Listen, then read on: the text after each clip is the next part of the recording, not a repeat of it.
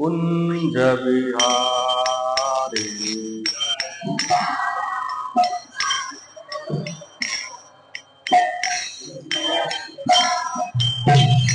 जय राधा कुंज बिहारी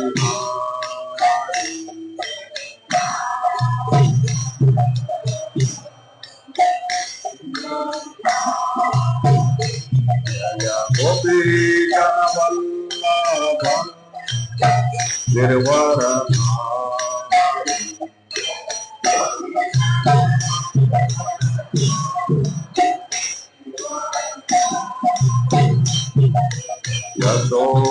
यशोदानंदन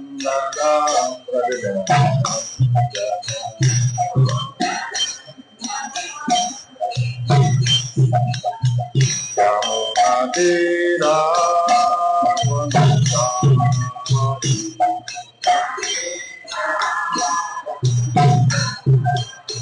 यमुना तीरा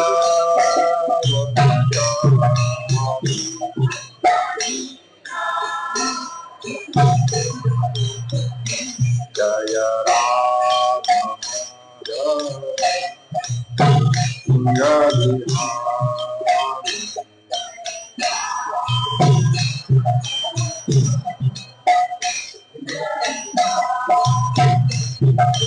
गोपी जनवल्लभ गिरवर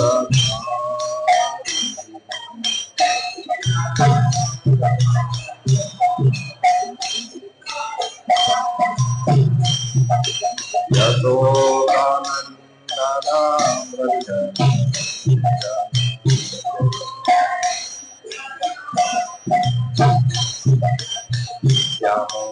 तीरा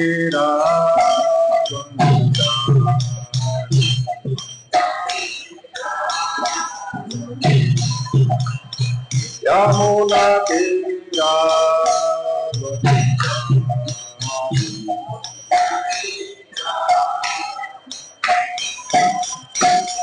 जय कुंज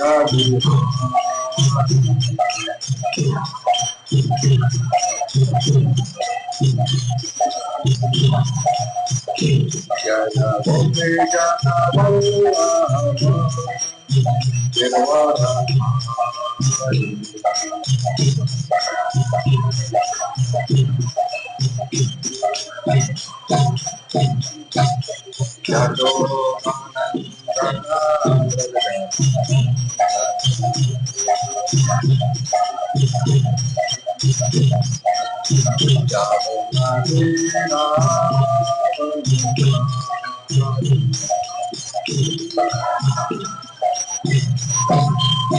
यमुना तीरा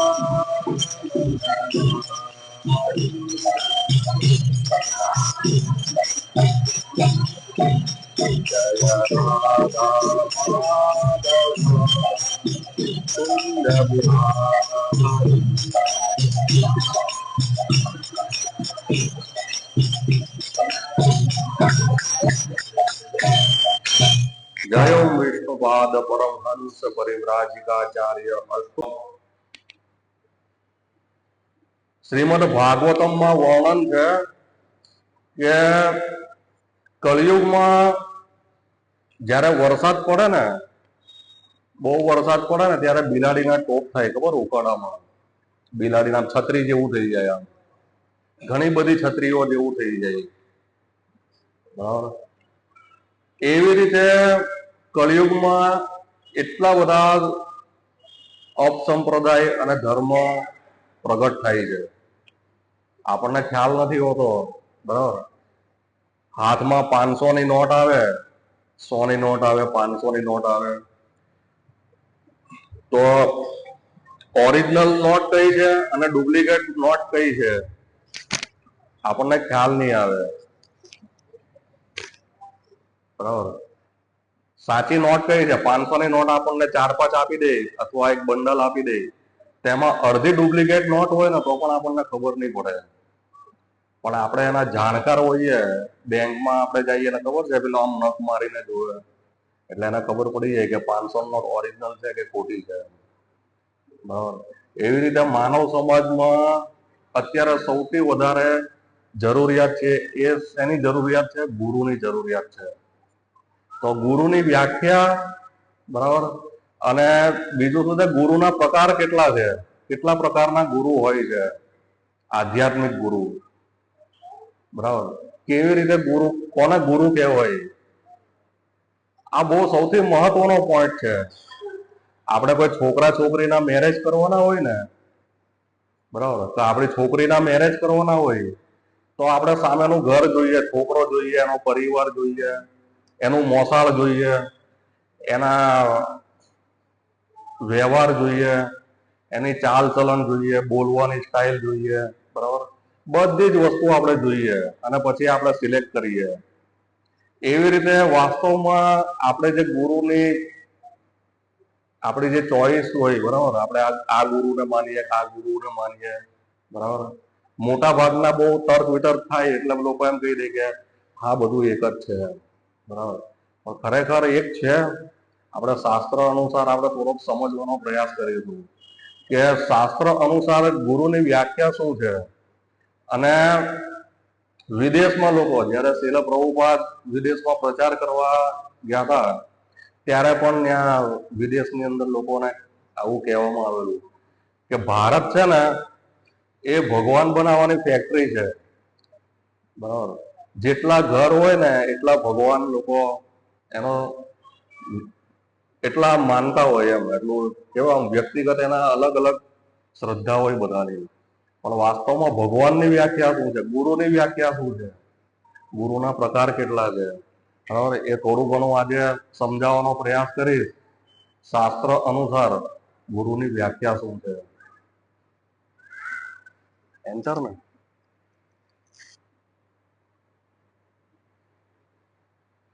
તો પ્રથમ છે ગુરુની વ્યાખ્યા. સૌથી મહત્વનો પોઈન્ટ છે, આપણે જે ગુરુની પસંદગી હોય ને એ ગુરુ શિષ્ય પરંપરામાં હોવી જોઈએ. ગુરુ શિષ્ય પરંપરામાં હોવા જોઈએ. આ સૌથી મહત્વનો પોઈન્ટ છે.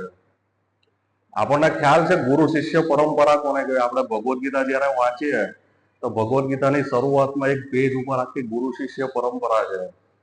ભગવાન કૃષ્ણએ બ્રહ્માજીને જ્ઞાન આપ્યું, બ્રહ્માજીએ નારદ મુનિએ વેદ વ્યાસ મુનિ, બરાબર, મધ્વાચાર્ય, પદ્મનાભ હરિ, એવી રીતે આખી ગુરુ શિષ્ય પરંપરા છે. જો આ પદ્મ પુરાણનો શ્લોક છે. આપણી પાસે એટલો સમય નથી કે 18 પુરાણો આપણે વાંચી શકીએ અને સમજી શકીએ, પણ થોડા ઘણા જે સિનિયર ભક્તો દ્વારા જ્યાં કોટેશન કાઢવામાં આવ્યા છે એમનો આ શ્લોક છે. જો સંપ્રદાય વિહીના એ મંત્ર તે નિષ્ફલા મતઃ અતઃ કલો ભવિષ્યંતિ ચતવર સંપ્રદાયના. તો પદ્મ પુરાણમાં આ શ્લોક છે, લખેલું છે કે જે ગુરુ નિમ્નલિખિત 4 સંપ્રદાયમાં નહીં હોય, બરાબર, કેટલા? 4 સંપ્રદાયમાં, તેમની પાસેથી મંત્ર દીક્ષા નહીં લેવી જોઈએ, બરાબર, મંત્ર દીક્ષા નહીં લેવી જોઈએ. કારણ કે આવા મંત્ર ક્યારેય તેમનું ફળ પ્રદાન નથી કરતા. એટલા માટે કળિયુગમાં 4 સંપ્રદાય પ્રગટ થયા છે. ભગવાન દ્વારા સ્થાપિત કરવામાં આવેલા કેટલા સંપ્રદાય છે? 4 સંપ્રદાય છે પદ્મ પુરાણ અનુસાર. બોલો, મંત્ર દીક્ષા પણ નહીં લેવી જોઈએ. આવા મંત્ર ક્યારેય તેમનું ફળ પ્રદાન નથી કરતા. આ 4 સંપ્રદાયની બહાર જયારે આપણે કોઈ પણ, આપણે ઘણું બધું જોઈએ છીએ, ઘણા બધા મંત્ર, આ તે બધું. ઘણા લોકો તો એમ કે એક રૂમમાં ગુરુ લઈ જાય અને એક મંત્ર આપી દે, કોઈને કહેવાનો નહીં, બરાબર, એવી રીતે લોકોને. પણ આપણે જોઈએ આ શ્લોકમાં સ્પષ્ટ લખેલું છે 4 સંપ્રદાયમાં નહીં હોય જે ગુરુ નિમ્નલિખિત.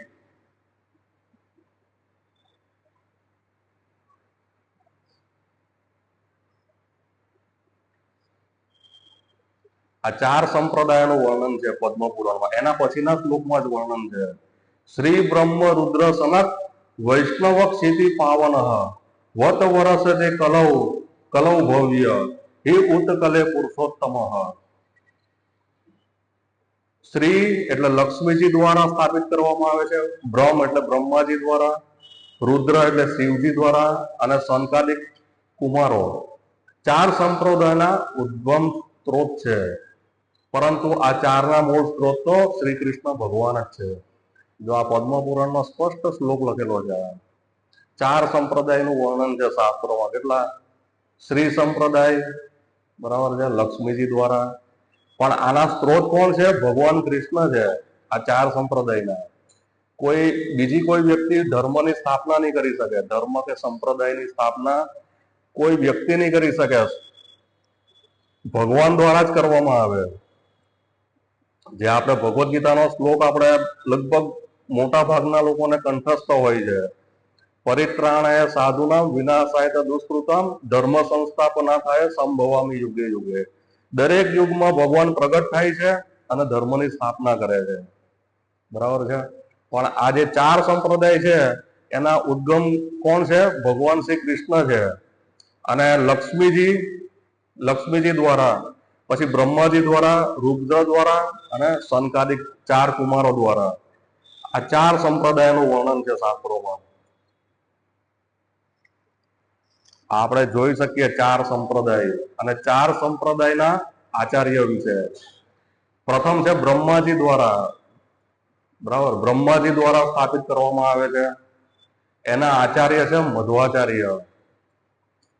બીજા છે લક્ષ્મીજી દ્વારા સ્થાપવામાં આવે છે. એમના આચાર્ય છે રામાનુજાચાર્ય. બરાબર.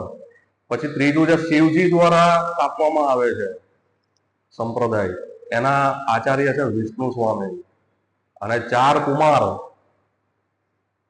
કુમારો દ્વારા, જે બ્રહ્માજીના પ્રથમ પુત્ર છે 4 કુમાર, એમના આચાર્ય છે લિંબાકાચાર્ય. એમાં જે આપણી જે ઇસ્કોન છે, બ્રહ્મ ગૌડીય વૈષ્ણવ સંપ્રદાય કહેવાય. ગૌડીય એટલે જે આપણો ગુજરાતનો કેમ એક ભાગ છે સૌરાષ્ટ્ર તરીકે, એવી રીતે બંગાળનો એક ભાગ છે ગૌડીય દેશ કહેવાય, જે ચૈતન્ય મહાપ્રભુ પ્રગટ થયેલા છે. એટલે બ્રહ્મ ગૌડીય વૈષ્ણવ સંપ્રદાય કહેવાય, જે બ્રહ્માજી દ્વારા સ્થાપવામાં આવે છે. અને એના આચાર્ય છે મધ્વાચાર્ય. જે આપણે ગુરુ શિષ્ય પરંપરામાં જોઈએ એમાં સ્પષ્ટ લખેલું છે. વેદ વ્યાસ મુનિના શિષ્ય છે મધ્વાચાર્ય, અને એમની પરંપરામાં આપણે આવીએ છીએ. બરાબર.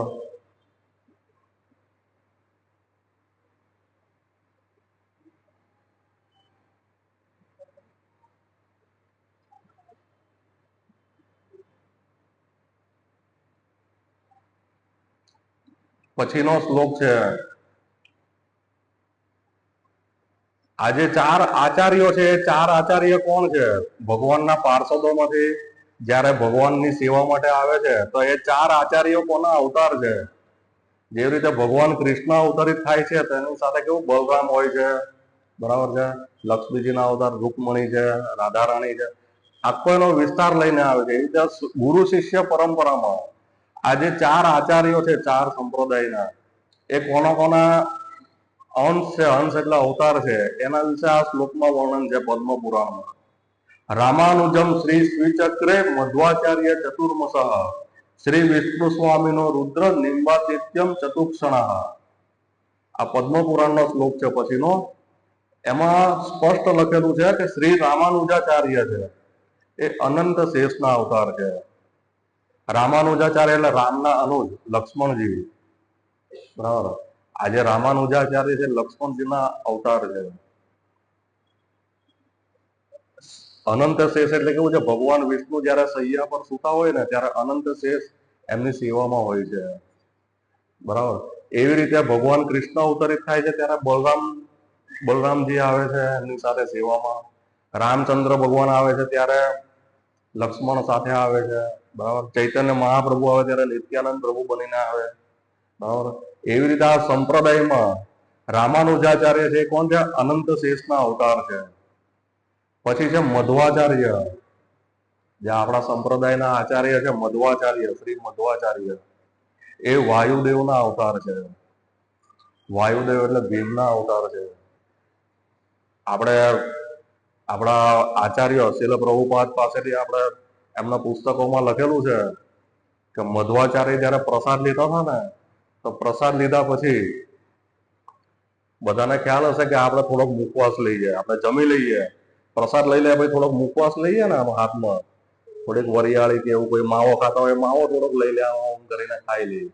એવી રીતે મધ્વાચાર્ય જયારે પ્રસાદ લઈ લે ને પછી મુખવાસમાં 200 કેળા ખાઈ જતા હતા. કેટલા? 200 કેળા. એટલે ભીમના અવતાર છે, વાયુના અવતાર છે. પછી શ્રી વિષ્ણુ સ્વામી અને શ્રી નિંબાકાચાર્ય ભગવાન વિષ્ણુના ચક્રના અવતાર છે, સુદર્શન ચક્રના અવતાર છે. આ ચારનો સંપ્રદાયોના આચાર્ય થયા. આ 4 સંપ્રદાયના આચાર્ય છે. કોણ કોણ છે?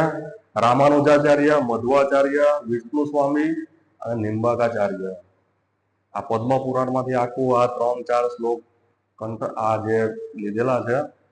તો આ જે ગુરુ શિષ્ય પરંપરા છે એને આપણે સ્પષ્ટ સમજવી જોઈએ કે ગુરુની વ્યાખ્યામાં આ સૌથી મહત્વનો પોઈન્ટ છે કે ગુરુ શિષ્ય પરંપરામાં છે, બરાબર, અથવા આગળના જે આચાર્ય થઈ ગયા એને ફોલો કરે છે, બરાબર. ગુરુ સાધુ અને શાસ્ત્ર અનુસાર શાસ્ત્રમાં લખેલું છે એવી રીતે આપણે એને ચેક કરવા જોઈએ ગુરુને. અત્યારે જે અપસંપ્રદાયો જે નીકળી આવેલા છે બધા, બીજો પોઈન્ટ છે ભગવાન કૃષ્ણને તત્વથી જાણતા હોવા જોઈએ. ગુરુ જે હોય કિબા વિપ્ર કિબા ન્યાસી કેને ગુરુ હોય, સેહી કૃષ્ણ તત્વવેતા સેહી ગુરુ હોય. એટલે કિબા વિપ્ર કોઈ બ્રાહ્મણ હોય કે સંન્યાસી હોય, કેને શૂદ્ર હોય કે ભાઈ શૂદ્ર યોનિમાં જન્મ લીધો હોય, બરાબર, પણ એ કૃષ્ણને તત્વથી જાણતો હોવો જોઈએ. ભગવાન કૃષ્ણને તત્વથી નહીં જાણતા હોય તો એને ગુરુ નહીં માનવા જોઈએ. ભગવાન કૃષ્ણના ભક્ત નહીં હોય તો એનો ગુરુ તરીકે સ્વીકાર નહીં કરવો જોઈએ. જો આ ભગવદ્ ગીતાનો આ શ્લોક છે, 4થા અધ્યાયનો 9મો શ્લોક, એમાં ભગવાન કૃષ્ણ પણ સ્વયં કહે છે જન્મ કર્મ ચ મે દિવ્યમ એવમ યો વેતિ તત્વતઃ ત્યક્ત્વા દેહમ પુનર્જન્મ નૈતિ મામિતિ સો અર્જુન.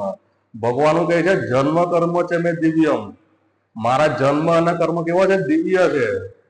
યો વેતિ તત્વતઃ એવમ યો વેતિ તત્વતઃ, જે તત્વથી જાણે છે. કેવી રીતે? તત્વથી જાણે છે. ત્યક્ત્વા દેહમ પુનર્જન્મ, જે આ શરીર છોડીને પછી બીજું નૈતિ મામિતિ સો અર્જુન, પાછો આ જગતમાં ફરી પાછો આવતો નથી. એટલે ભગવાન જે ગુરુને આપણે સ્વીકાર, કોઈ વાસ્તવમાં કૃષ્ણના ભક્ત છે અથવા ભગવાન કૃષ્ણને તત્વથી જાણે છે, કેવી રીતે જાણી શકે? કયા કયા પાસામાં જાણી શકાય? બરાબર. અર્જુન, જે મનુષ્ય મારા પ્રાગટ્ય કર્મોની પ્રકૃતિને જાણે છે, શરીરને ત્યજ્યા પછી ભૌતિક જગતમાં ફરીથી જન્મ લેતો નથી, પરંતુ મારા સનાતન ધામને પ્રાપ્ત કરે છે. કેવી રીતે ભગવાનને તત્વથી જાણવા જોઈએ? હા, આ શ્રીમદ ભાગવતમનો શ્લોક છે, બહુ સુંદર શ્લોક છે. વદંતી તત્વ વિદસ્તત્વમ યજજ્ઞાનમ અવ્યયમ બ્રહ્મેતિ પરમાત્મેતિ ભગવાનેતિ શબ્દતે. ભગવાનને 3 પાસાઓમાં જાણતા હોવા જોઈએ ગુરુ. બ્રહ્મેતિ પરમાત્મેતિ ભગવાનેતિ શબ્દતે. મોટા ભાગના જે લોકો છે અત્યારે, બરાબર, માયાવાદ, ચૈતન્ય મહાપ્રભુ, પ્રભુપાદ પણ કહે માયાવાદી, આ બધા માયાવાદીઓ છે, નિરાકારવાદીઓ, ખાલી બ્રહ્મને માને, પોતાનું અસ્તિત્વને મટાડવા માટે એક મુક્તિનો પ્રયાસ કરે કે આપણું વ્યક્તિત્વ જે છે આત્માનું, એનું કેવું છે, એને ભગવાન સાથે એકરૂપ કરી દેવામાં આવે. જેવી રીતે કહેવામાં આવે ને જ્યોત છે જ્યોત મિલે, બરાબર, એવું એક ઉદાહરણ આપવામાં આવે, પણ વાસ્તવમાં એવું નથી હોતું. એક આપણે લીલા કલરનું ઝાડ જોઈએ,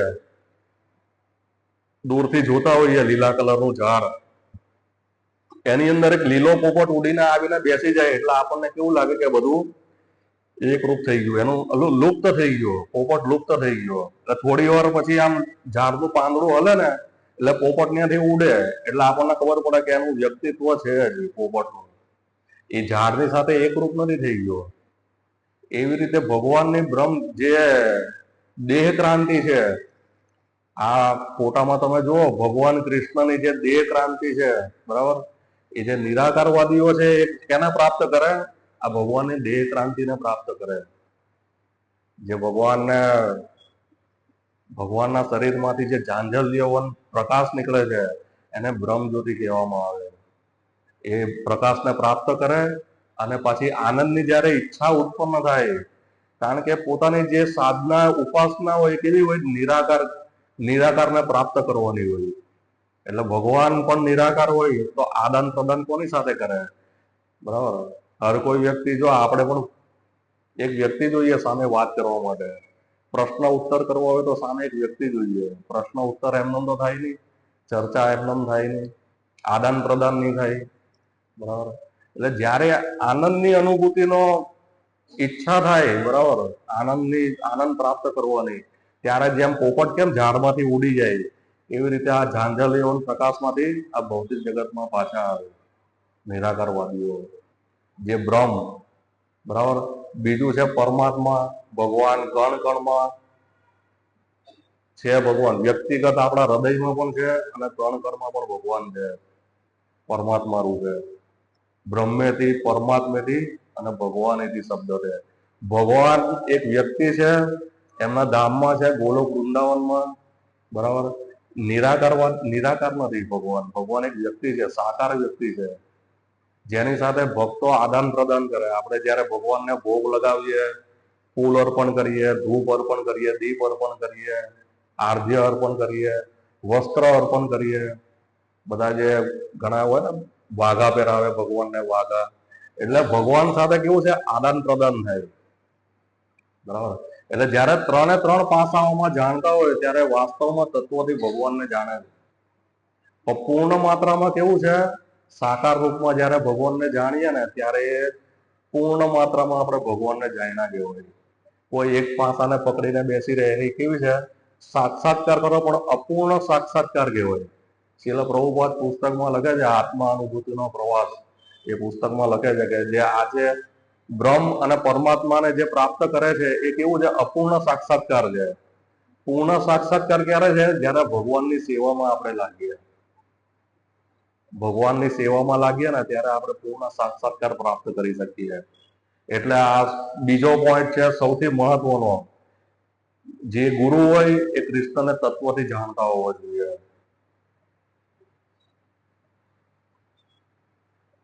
બીજું છે કે ગુરુ શબ્દનો અર્થ કેવો થાય? ભારી થાય. અને લઘુ શબ્દનો અર્થ કેવો થાય? હલકો થાય. એટલે બરાબર. એટલે ગુરુ એટલા ભારી હોવા જોઈએ. બરાબર. ગુરુ કેવા હોવા જોઈએ? ગોસ્વામી હોવા જોઈએ. ગોસ્વામી એટલે પોતાની ઇન્દ્રિયો ઉપર કંટ્રોલ હોવો જોઈએ. 6 ઇન્દ્રિયો ઉપર કંટ્રોલ હોવો જોઈએ. ગુરુ એટલે એકદમ ગોના દાસ. ગોના દાસ એટલે કેવો થાય? ઇન્દ્રિયોના દાસ નહીં હોવા જોઈએ. આપણે કેવું છે, થોડી ઘણી ઈચ્છા થાય, ચાલો ફરવા જઈએ, બરાબર, એટલે આપણી ઇન્દ્રિયોના દાસ બને. આપણી ઇન્દ્રિયોના સુખ માટે આપણે ફરવા જતા રહીએ, ઇન્દ્રિય ભોગમાં લાગી જઈએ, ઇન્દ્રિય તૃપ્તિમાં લાગી જઈએ. પણ ગુરુ કેવા હોવા જોઈએ? ગોસ્વામી. આ ઉપદેશામૃતનો શ્લોક છે. ચૈતન્ય મહાપ્રભુના જે શિષ્ય છે, રૂપ ગોસ્વામી અને સનાતન ગોસ્વામી, જેમના દ્વારા પુસ્તક લખવામાં આવ્યું છે ઉપદેશામૃત, તેના પ્રથમ શ્લોકમાં લખેલું છે આ ગુરુની વ્યાખ્યા. 6 ઇન્દ્રિયો ઉપર કંટ્રોલ ગોસ્વામી હોવો જોઈએ. વાચો વેગમ મનસઃ ક્રોધ વેગમ જીવા વેગમ ઉદર રોપસ્થ વેગમ એતાન વેગાન વિસહેત ધીર સર્વામપી મામ પૃથ્વી સશિષ્યાત. જે ધીર પુરુષ વાણીનો વેગ, વાણી એટલે બોલવાનો વેગ, મનનો વેગ, ક્રોધનો વેગ, જીવવાનો વેગ, જીભનો વેગ, પેટ તથા જનેન્દ્રિયના વેગોને સહન કરી શકે છે, તે આખી દુનિયામાં શિષ્યો બનાવવા માટે લાયક છે. જે ગુરુ શિષ્ય બનાવે ને, શિષ્ય એમનેમ નહીં બને. શિષ્ય બનાવવા માટે આ એક યોગ્યતા છે કે પોતાની 6 ઇન્દ્રિયોને ભગવાનની સેવામાં લગાડે. વાંચો વેગમ. આપણે હમણાં શ્રીમદ ભાગવતમમાં ગઈકાલે ચર્ચા કરેલી કે વેદ વ્યાસ મુનિ 17 પુરાણોની રચના કરે છે, બરાબર. તો નારદ મુનિ કહે છે કે જે ગ્રંથોમાં કે જે સ્થળે, બરાબર, જે સભામાં ભગવાન કૃષ્ણના ગુણગાન નથી ગવાતા ને, એ કાગરાના તીર્થ સમાન છે. કેવું? કાગરાના તીર્થ સમાન છે. એટલે ભગવાન કૃષ્ણને છોડીને આપણે કોઈ પણ ચર્ચા કરીએ એ શાસ્ત્રોની ભાષામાં ઉપદેશામૃત અનુસાર શું કહેવાય? પ્રજલ્પ કહેવાય. પ્રજલ્પ પ્રજલ્પ એટલે વ્યર્થ વાતો કહેવાય. પ્રભુપાદ ઉદાહરણ આપે છે કે એક દેડકો હોય ને, દેડકો ડ્રાઉ ડ્રાઉ ડ્રાઉ ડ્રાઉ ડ્રાઉ ડ્રાઉ ચાલુ જ રાખે, પણ એ ડ્રાઉ ડ્રાઉ નું કોઈ મિનિંગ નથી હોતું. આપણે ચોમાસામાં જોઈએ ને, બહુ દેડકા આવી જાય, બહુ ડ્રાઉ ડ્રાઉ ડ્રાઉ કરતા હોય, પણ એ દેડકાનું એની મૃત્યુને જેટલું બોલે ને એટલે એની મૃત્યુને બોલાવે છે. એટલે સાપ ક્યારે એને ખાઈ જાય ને ત્યાં સુધી ડ્રાઉ ડ્રાઉ એનું ચાલુ જ રાખે મૃત્યુ સુધી. ઘણા લોકો એવું જોવાનું પ્રજલ્પ કરતા હોય, મિનિંગ વગરની વાતો હોય. બરાબર. બીજું છે મનસ વેગમ. બરાબર. લગામ વગરનો ઘોડો. મન એટલે લગામ વગરનો ઘોડો. બરાબર. એનો વેગ. ક્રોધનો વેગ. પછી જીભને કંટ્રોલ કરવી, બોલવામાં અને આહાર ગ્રહણ કરવામાં, પ્રસાદ ગ્રહણ કરવામાં. પછી પેટના ઉદરના વેગને રોકવું, જનેન્દ્રિયના વેગોને, બ્રહ્મચર્યનું પાલન કરવું. બરાબર. આ ગુરુની વ્યાખ્યા છે. 6 ઇન્દ્રિય ગોસ્વામી હોવા જોઈએ.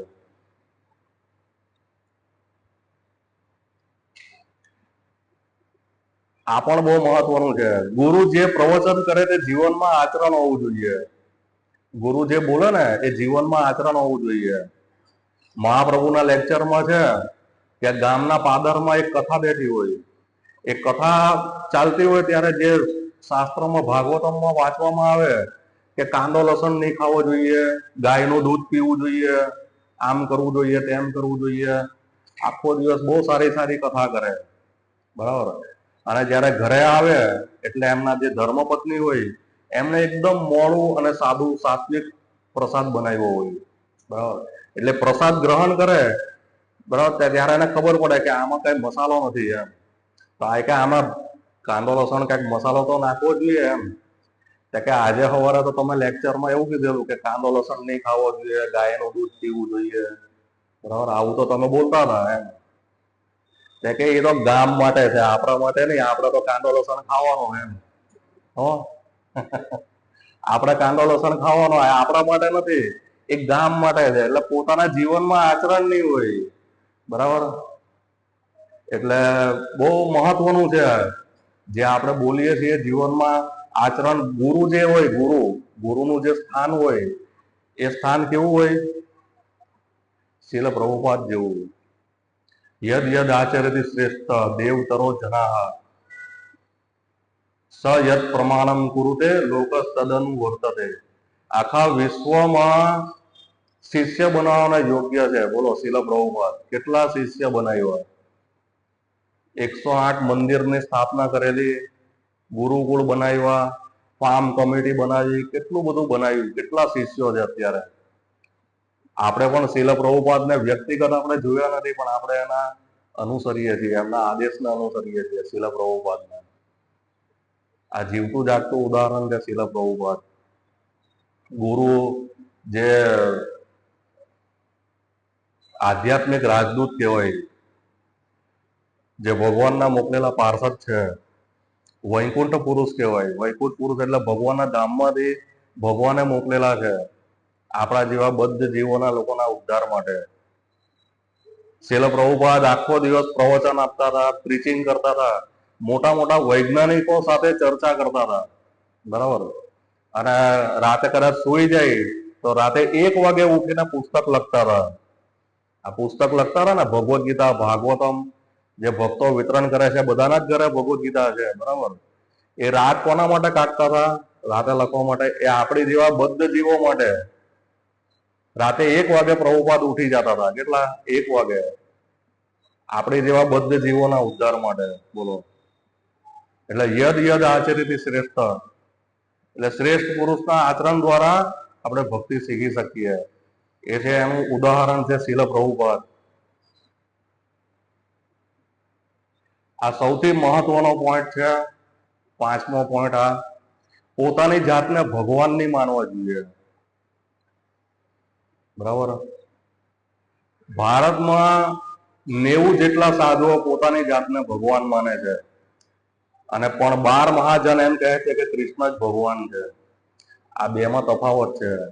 આ નાસ્તિક ગુરુ અને વાસ્તવિક જે ગુરુ છે એમાં નાસ્તિક ગુરુ નરક લોકમાં લઈ જાય અને જે વાસ્તવિક ગુરુ છે એ ભગવાનના ધામમાં લઈ જાય. જે 12 મહાજન લખ્યું છે ને, મહાજનો જેમ ગતસ પંથા, જે મહાજનના પગલે ચાલીને એ ભગવત ધામ જાય છે. કૃષ્ણ ભગવાન છે એવું માનવા વાળા. અને જે પોતાની જાતને ભગવાન માને છે, ઘણા એવા ગુરુ છે પોતાના નામની આગળ ડબલ શ્રી લગાવે, ખબર છે? એક છે દાઢી વધારીને શ્રી શ્રી શ્રી શ્રી એવી રીતે 2 વાર નામ લખાવે. એવી રીતે ક્યારેય ભગવાન સિવાય કોઈની આગળ ડબલ શ્રી નહીં લાગે. માત્ર ને માત્ર ભગવાન કૃષ્ણના નામની આગળ ડબલ શ્રી લાગે. પછી એવા ઘણા ઢોંગી ગુરુઓ છે જે પોતાના નામની આગળ લખાવે, બરાબર, અખંડ પરબ્રહ્મ સ્વરૂપ, આવું લખાવવામાં આવે. આવા પાખંડીઓ અખંડ પરબ્રહ્મ સ્વરૂપ, પરબ્રહ્મ સ્વરૂપ એટલે ભગવાનનું સ્વરૂપ છે એમ, પોતાની જાતે ભગવાન સાથે સરખાવે. પણ વાસ્તવમાં આ યોગ્યતા નથી. આ પાખંડ મોટામાં મોટું પાખંડ છે.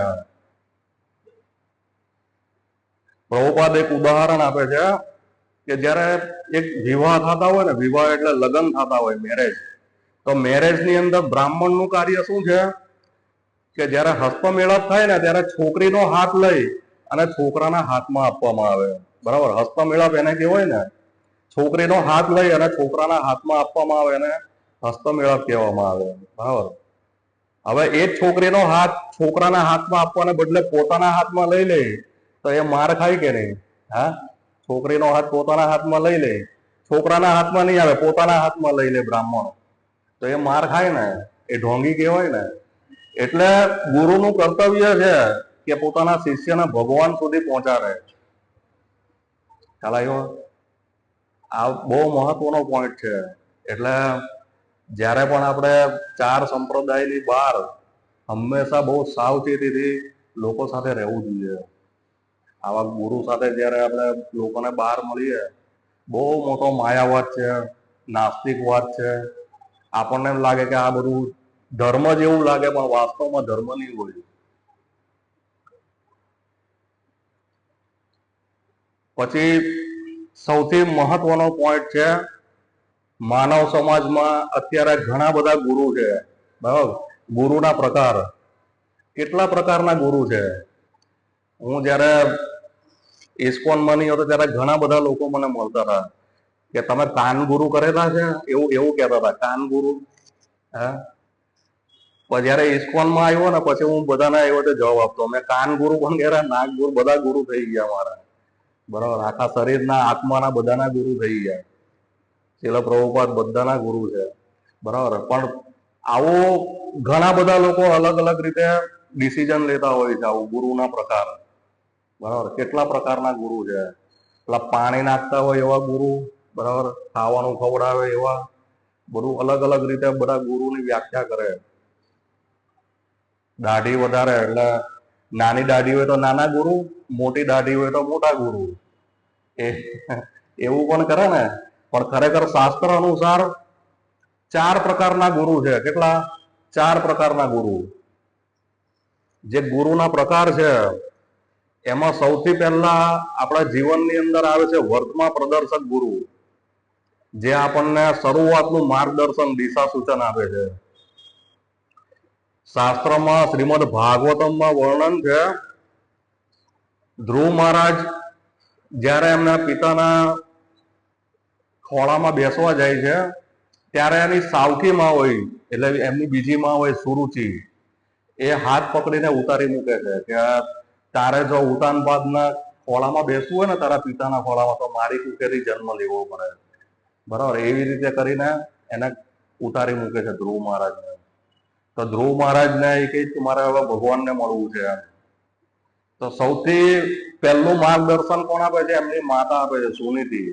સુનીતિ માતા એમને કે ભગવાન ક્યાં મળશે? જંગલમાં મળશે, કે તું જંગલમાં જા. બરાબર, એટલે પહેલું માર્ગદર્શન કોણ આપે છે ભક્તિમાં? ધ્રુવ મહારાજને પોતાની માતા આપે છે, સુનીતિ માતાજી. સુનીતિ માતાજી એને માર્ગદર્શન આપે, એટલે વર્તમાન પ્રદર્શક ગુરુ કહેવાય.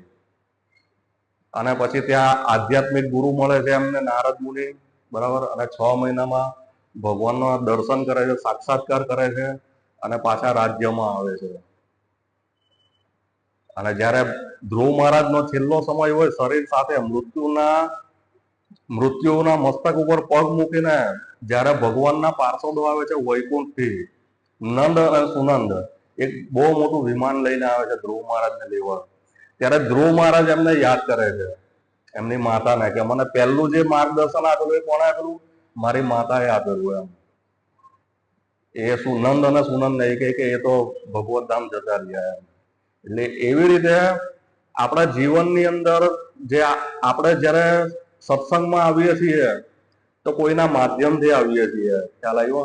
વર્તમાં પ્રદર્શક ગુરુ, આપણને સત્સંગમાં લાવવા વાળો કોઈ વ્યક્તિ છે, એ આપણા વર્તમાં આપણને કોઈ પ્રથમ વાર ભગવદ ગીતા આપી છે, બરાબર.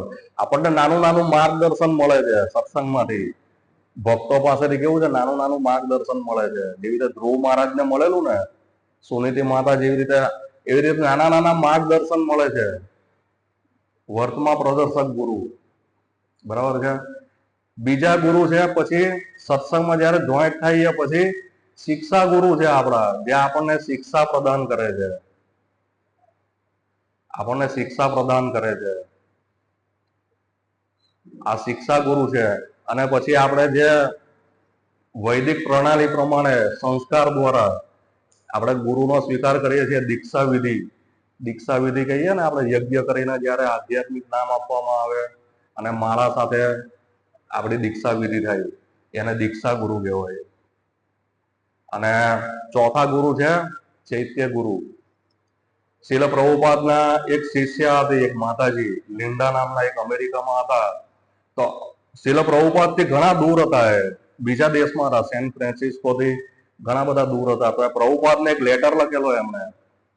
તો પ્રભુપાદને લેટરમાં એવું લખેલું કે અમને કોઈ માર્ગદર્શન આપવા વાળું કોઈ છે નહીં, અમે કદાચ મંદિરનું નિર્માણ પણ કરી નાખીએ તો અમે કેવી રીતે ચલાવી શકીએ એમ. કદાચ મંદિરનું નિર્માણ, અમે સેન્ટરનું નિર્માણ કરી નાખીએ તો અમે કેવી રીતે ચલાવીએ? તો શીલ પ્રભુપાદ એમને સામે એક લેટર લખે છે, એ લિન્ડા માતાજીને એક સામે લેટર લખે છે પ્રભુપાદ. અને પ્રભુપાદ લખે છે કે જો તમે 16 માળા કરશો, નિયમિત અધ્યયન કરશો, ભગવદ ગીતા ભાગવતમનું નિયમિત અધ્યયન કરશો, 4 નિયમનું પાલન કરશો, બરાબર, તો ભગવાન તમને અંદરથી જ પ્રેરણા આપશે અને પૂરેપૂરું માર્ગદર્શન આપશે. શીલ પ્રભુપાદ આવું એક લેટરમાં લખે છે લિન્ડા નામના માતાજીને. વિદેશમાં આખું મંદિર એ લોકો ઊભું કરવાનું હોય, અમને માર્ગદર્શન આપવા વાળું કોઈ નથી. તો પ્રભુપાદ કહે છે કે ભગવાન પરમાત્મા રૂપે આપણા હૃદયમાં છે ને, એ ચૈત્ય ગુરુ, એ ચોથા ગુરુ છે, જે આપણને માર્ગદર્શન આપશે. શીલ પ્રભુપાદ લખે છે. એટલે આપણને પણ ઘણી વાર આપણે મૂંઝવણમાં હોઈએ તો ઓચિંતાનું આપણને માર્ગદર્શન મળી જાય કે હવે આમ કરો, આમ કરો, આવી રીતે કરો. શીલ પ્રભુપાદ એકવાર આજે શ્રીમદ ભાગવતમના થોડાક શ્લોક લખી અને વિતરણ કરતા હતા. તો એક વ્યક્તિ મળે છે, તો એ થોડાક શ્લોક ને બધા, એ ભગવત દર્શન ને બધું લઈ લે છે અને કહે છે કે તમે આ થોડાક શ્લોક શું લેવા લખો છો એમ. એની કરતા 18,000 શ્લોક એક સાથે લખી નાખો ને એમ. પ્રભુપાદને કહે છે કે 18,000 શ્લોક તમે લખી નાખો એક સાથે. પછી પ્રભુપાદે કીધું આ વ્યક્તિના માધ્યમથી કેવો મારા ગુરુ મહારાજે મને આદેશ આપ્યો. એવી રીતે પછી 18,000 શ્લોકનું આખું શ્રીમદ ભાગવતમ જે અત્યારે આપણે વિતરણ કરીએ છીએ ને, એમનું નિર્માણ કરેલું. એટલે આવી રીતે ચૈત્ય ગુરુ, ભગવાન અંદરથી આપણને પ્રેરણા આપે. એટલે આ 4 પ્રકારના ગુરુ છે. આપણે સમજવું જોઈએ ગુરુની વ્યાખ્યા અને ગુરુના પ્રકાર. આ એટલા માટે કહું છું કે અત્યારે બહાર બહુ આવું બધું ચાલે છે, ગુરુઓનો આ તેને બધું, પણ વાસ્તવમાં ઇસ્કોન જે સૌથી અલગ છે. વિદેશના લોકો એવું કહે છે કે ભારત છે શું છે, ભગવાન બનાવવાની ફેક્ટરી છે. શું છે? ભગવાન બનાવવાની ફેક્ટરી. અને બધાની જ અલગ અલગ પેલો શું કહેવાય, ચોઈસ હોય ભગવાનની. અમે શિવજીને માનીએ છીએ, અમે ગણેશજીને માનીએ છીએ, અમે ફલાણા બાબા ફકીરોને માનીએ છીએ, અમે સ્વામીઓને માનીએ છીએ, અમે આને માનીએ, પેલાને માનીએ છીએ. નામ નહીં સાંભળ્યા હોય એવા પણ અત્યારે આવી જાય. વાંકડિયા વાળ વાળા રાતે આમ જોયા હોય ને, નાના છોકરા એવા બાબા ફકીરોને જોઈ જાય તો એ લોકો બી જાય એવા હોય. પણ ખરેખર ભગવાનની વ્યાખ્યા શું છે? ભગવાન કોને કહેવાય? હા, આપણે આ બે ચાર પ્રભુજી છે એને છોડીને આપણે કોઈને પ્રશ્ન પૂછીએ ભગવાન એટલે શું, તો લોકો જવાબ નથી આપી શકતા. હવે આપણે ભગવાનને જ નહીં જાણતા હોઈએ તો ભક્તિ કેવી રીતે કરી શકવાના? કોની ભક્તિ કરવી જોઈએ? હા, ભગવાનને આપણે નથી જાણતા. આ છે ભગવાનની વ્યાખ્યા. આ શ્લોક છે ને, વિષ્ણુ પુરાણનો શ્લોક છે, 6ઠ્ઠા સ્કંદનો 5મા અધ્યાયનો 47મો શ્લોક છે. ભગવાનની વ્યાખ્યા વેદ વ્યાસ મુનિના જે પિતાજી હતા પરાશર મુનિ, એમના દ્વારા આ શ્લોક પ્રતિપાદિત કરવામાં આવ્યો છે વિષ્ણુ પુરાણમાં. એમને જે આપણે કેમ આમ બોલીએ છીએ, વાલ્મીકી બોલે છે અને લવકુશ સાંભળે છે, એવી રીતે પરાશર મુનિ બોલે છે આ શ્લોક. ઐશ્વર્યસ્ય સમગ્રસ્ય વીર્યસ્ય યશસ્સઃ પ્રિય જ્ઞાન વૈરાગ્ય શ્રેયવમ સસ્નમ ભગ ઇતિ ગણા. ભગ એટલે ઐશ્વર્ય અને સસ્નમ એટલે 6 ઐશ્વર્યથી પૂર્ણ હોય એને ભગવાન માનવામાં આવે છે. સંપૂર્ણ બળ, યશ, ધન, જ્ઞાન, સૌંદર્ય અને વૈરાગ્ય જે ધરાવે છે તેને ભગવાન કહેવામાં આવે. આપણે જોઈએ આજકાલ બડા બહુ અમારા ભગવાન તો સર્વોપરી છે, બધાનો માલિક છે, સબકા માલિક એક, બરાબર. આવા ઘણા બધા લોકો ભગવાનની વ્યાખ્યા કરે છે. પણ ખરેખર ભગવાન આ 6 ઐશ્વર્ય છે એમાં સુંદરતા છે, બળ, યશ, ધન, જ્ઞાન, આ બધી વસ્તુ કેવા કોનામાં જોવા મળે છે? ભગવાન કૃષ્ણમાં જોવા મળે છે. ભગવાન આ જયારે ધરાધર ઉપર પ્રગટ થાય છે ત્યારે 6 ઐશ્વર્ય પૂર્ણ માત્રામાં પ્રગટ કરે છે ભગવાન. આ ભગવાનનું પહેલું ઐશ્વર્ય છે બળ. ભગવાન જયારે 7 વર્ષના હતા, બરાબર, માત્ર 7 વર્ષના છોકરાને આપણે અહીંયા ઉભા રાખીએ, ઇન્દ્રદેવ કોપાયમાન થાય છે અને સાવર્તક વાદળથી વરસાદ વરસાવવામાં આવે. સાવર્તક વાદળ એટલે શું છે? જ્યારે પ્રલય થવાનો હોય ને ત્યારે એ વાદળનો ઉપયોગ કરવામાં આવે. આજે હાથીના પગ હોય ને એવી ધાર થાય વાદળમાંથી, એવો વરસાદ થાય. તો એમાંથી વૃંદાવનના જે વૃંદાવન વાસીઓ છે એમના રક્ષણ માટે ભગવાન 7 દિવસ ગોવર્ધન ધારણ કરે છે, 7 દિવસ ને 7 રાત. આ બળ, આ પહેલું ઐશ્વર્ય પ્રગટ કરે છે ભગવાન, બળ. આપણે જોઈએ આવી રીતે આપણે એક ઈંટ રાખવી હોય તો કેટલો સમય રાખી શકીએ? એક ખાલી 5નો સિક્કો રાખવો હોય ને, 5 રૂપિયાનો સિક્કો આવી રીતે આમ આવી રીતે, તો થોડી વાર થાય ને, 2 કલાક થાય એટલે કેવું પડે, પ્રભુ આ જરાક પકડો નહીં, હું જરાક, મારે ભૂખ લાગી છે, એમ એવું થાય ને. થોડી વાર આમ હાથ જરાક વાર રહે એટલે પછી આપણે મૂકી દેવો પડે. પણ ભગવાન 7 દિવસ અને 7 રાત. બીજું છે ભગવાનનો યશ. આ બીજું ઐશ્વર્ય છે ભગવાનનું યશ. કરોડો વર્ષોથી ભગવાનના યશ ગવાય છે. કરોડો વર્ષોથી ભગવાન સૃષ્ટિની રચના થઈ ને ત્યારથી ભગવાનના ગુણગાન ગવાય છે. આજથી 1000 વર્ષ પહેલા કોઈ બિઝનેસમેન હતો એ આપણને ખબર નથી. ખ્યાલ છે કોઈને? 1000 વર્ષ પહેલા. અત્યારે કેમ મુકેશ અંબાણી નંબર 1 પર છે, એવી રીતે 1000 વર્ષ પહેલા કોઈ બિઝનેસમેન કોઈ હતો એવું કોઈને યાદ છે? એવું કોઈને યાદ નહીં હોય. પણ ભગવાનનો યશ કેવો છે? વધતો જ જાય.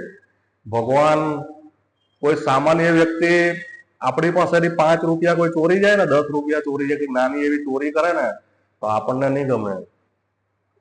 પણ ભગવાન માખણ ચોરી કરવા જતા હતા વૃંદાવનમાં અને લોકોને આનંદ અને સુખ આપતા હતા. વિચારો, આ ભગવાનનો યશ છે. આવા કામ કરે ને, ચોરી કરે, રણ છોડીને ભાગી જાય તો પણ રણછોડરાય ડાકોરમાં પૂજાય છે. રણ છોડીને ભાગે, આપણે ભાગ્ય થાય ને કાયર છે એમ. પણ ભગવાન આવા કાર્ય કરે ને તો પણ ભગવાનનો યશ વધે. બરાબર. ત્રીજું ઐશ્વર્ય છે ધન.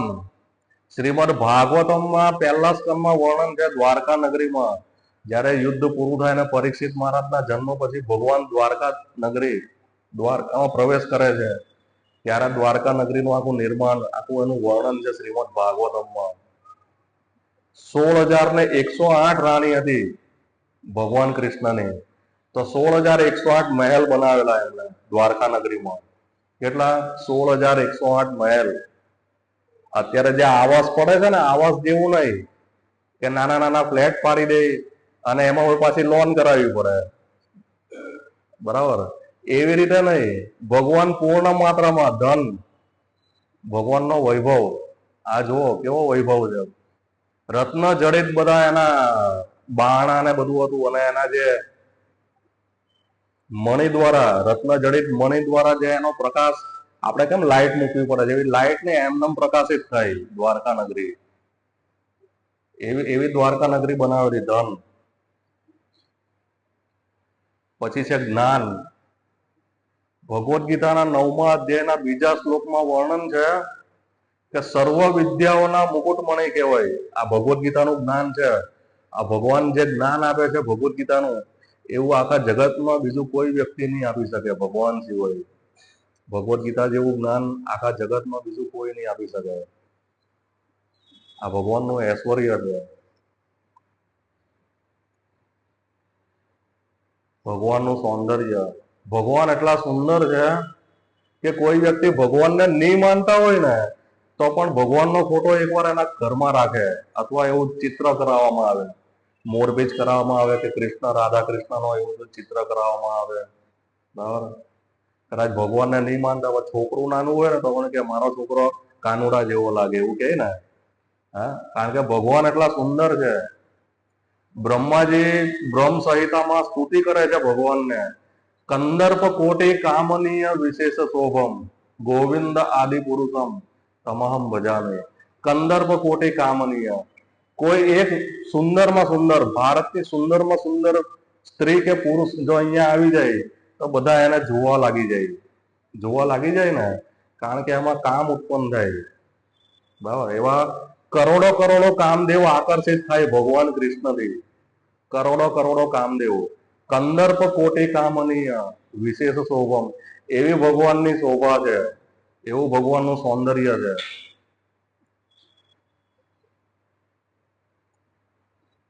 અને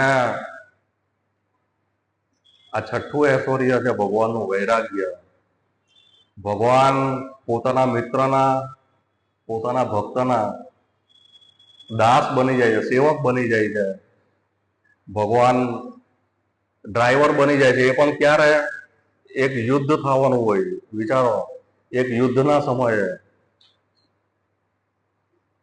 અર્જુન જયારે ભગવદ્ ગીતાનું જ્ઞાન આપે એટલે અર્જુનને ખબર છે કે આ ભગવાન છે, પરબ્રહ્મ છે, પરમ પવિત્ર ભગવાન. એટલે ભગવાન છે તો પણ જયારે રથ આ બાજુ લેવાનો હોય ને તો અર્જુન શું કરે? એને લાત મારીને કે ભગવાનને આ બાજુની લાત મારે એટલે રથ આ બાજુ લે, આ બાજુ લાત મારે એટલે આ બાજુ. એવી રીતે નહીં, પ્રભુ જરાક આમ લો ને, પ્રભુ આમ લો, એવી રીતે નહીં. યુદ્ધમાં એટલો સમય નહીં રહે. જયારે અર્જુન બાણ ચલાવતો ને એના હાથ નહોતા દેખાતા, એટલા સ્પીડમાંથી એ બાણ ચલાવતો, અને આટલું સ્પીડમાંથી એનું આ ભગવાનને એવી રીતે આવી રીતે કહેતો કે આ બાજુ લો, આ બાજુ લો, એવી રીતે. પણ ભગવાન એમના ડ્રાઈવર બને છે, એમના માર્ગદર્શક બને છે ભગવાન. આપણે જો સુદામાની કરે છે, બરાબર, સેવા. જયારે દ્વારકા નગરીમાં આવે છે ત્યારે એક બ્રાહ્મણની સેવા કરે છે સુદામાની. એટલે ભગવાન વૈરાગ્ય, આ પણ એક ઐશ્વર્ય છે ભગવાનનું, જેના દ્વારા આપણે સમજી શકીએ કે 6 ઐશ્વર્યથી પૂર્ણ હોય. આ 6 ઐશ્વર્ય પૂર્ણ માત્રામાં હોય ને એને ભગવાન માનવામાં આવે. આપણે કોઈ પણ વ્યક્તિનું છબી એક લઈ લઈએ અને આપણે કહીએ કે આ ભગવાન છે, એવી રીતે નહીં. પણ આ શાસ્ત્ર અનુસાર આપણે સમજવું જોઈએ, વિષ્ણુ પુરાણના શ્લોક અનુસાર. અને કદાચ કોઈ સ્વીકારે કે નહીં સ્વીકારે એ આપણે નથી જોવાનું, બરાબર? કોણ સ્વીકારે છે? કોણ સ્વીકારે છે? સ્વયંભુ નારદ શંભુ કુમાર કપિલો મુનુ પ્રહલાદો જનકો ભીષ્મો બલિ વૈયાસિકી વયમ. કોણ કેટલા સૃષ્ટિના 12 મહાજનો સ્વીકારે છે ભગવાનનો? બ્રહ્માજી, નારદ મુનિ, શિવજી, 4 કુમાર, ભગવાન કપિલ, દેવહૂતિના પુત્ર સ્વયંભૂ મનુ મહારાજ, મહારાજ જનક, પ્રહલાદ મહારાજ, ભીષ્મદેવ, બલિરાજા, સુખદેવ ગોસ્વામી અને હું એટલે કોણ? આ શ્લોક કોણ બોલે છે? યમરાજ બોલે છે. જ્યારે અજામિલ ને છેલ્લે નારાયણ બોલી દે છે તો વિષ્ણુદૂત યમદૂત ને ભગાવી દે છે ત્યાંથી. અને યમદૂતો યમરાજને જઈને કહે છે કે અમે તો સુપ્રીમ પર્સનાલિટી, અમે સર્વોપરી તમને માનતા હતા, પણ તમારી ઉપર પણ કોઈ એવું છે કે આજે અમારી આ સાથે આવું થયું? એમ નારાયણ બોલ્યા ને વિષ્ણુદૂતો અમને ત્યાંથી ભગાવી દીધા. ત્યારે આ શ્લોક બોલે છે યમરાજ. શ્રીમદ ભાગવતમના 6ઠ્ઠા સ્કંદના 3જા અધ્યાયના 20મો ને 21મો શ્લોક છે. યમરાજ કહે છે ધર્મ તું સાક્ષાત ભગવત પ્રણિતમ. ધર્મની સ્થાપના ભગવાન કરે છે અને એનો સ્વીકાર કરવા વાળા કેટલા? 12 મહાજન છે. શિવજી સ્વીકાર કરે છે, કૃષ્ણ ભગવાન છે, ભગવાનના આદેશનું પાલન કરે છે શિવજી. બ્રહ્માજી, 4 કુમાર, કપિલ ભગવાન, મનુ મહારાજ, પ્રહલાદ મહારાજ, જનક, ભીષ્મદેવ, બલિરાજા, સુખદેવ ગોસ્વામી અને યમરાજ. આ અલૌકિક ધાર્મિક સિદ્ધાંત જેને ભાગવત ધર્મ કહેવામાં આવે છે. પરમ ભગવાનને શરણાગતિ ભગવાન માટે પ્રેમ કહેવાય છે. ભગવાનની શરણાગતિ એને જ પ્રેમ કહેવાય છે. તે પ્રકૃતિની 3 સ્થિતિઓથી અસ્પષ્ટ છે, સામાન્ય માણસ માટે ખૂબ જ ગુપ્ત અને અગમ્ય છે. પરંતુ જો કોઈ ભાગ્યશાળી વ્યક્તિ તે સમજી જાય તો તે તરત જ મુક્ત થઈ જાય છે અને રીતે ભગવાનના ધામમાં પાછો ફરે છે. જે મહાજનોને પગલે ચાલે છે એ ભગવત ધામ જવા યોગ્ય બને છે. એમાંથી એક મહાજન છે બ્રહ્માજી. જે બ્રહ્માજી સ્તુતિ કરે છે ભગવાનની. ઈશ્વર પરમ કૃષ્ણ સચ્ચિદાનંદ વિગ્રહ અનાદિરાદિર ગોવિંદ સર્વ કારણ કારણમ. સર્વ કારણોના કારણ કોણ છે? ઈશ્વર પરમ કૃષ્ણ. ઈશ્વર એટલે સર્વના કંટ્રોલર, કરોડો બ્રહ્માંડોના, કરોડો લોકોના. સચ્ચિદાનંદ વિગ્રહ અનાદિરાદિર ગોવિંદ સર્વ કારણ કારણમ. દરેક વસ્તુના મૂળ સ્ત્રોત છે અને બીજું કોઈ મૂળ નથી. તે બધા કારણોનું મૂળ કારણ છે. હરે કૃષ્ણ. તો આજનો વિષય હતો, બહુ ગંભીરતાથી આને સમજજો. ગુરુની વ્યાખ્યા શું છે અને ભગવાનની વ્યાખ્યા શું છે, આને આપણે વ્યવસ્થિત સમજી શકીએ. હરે કૃષ્ણ. કોઈ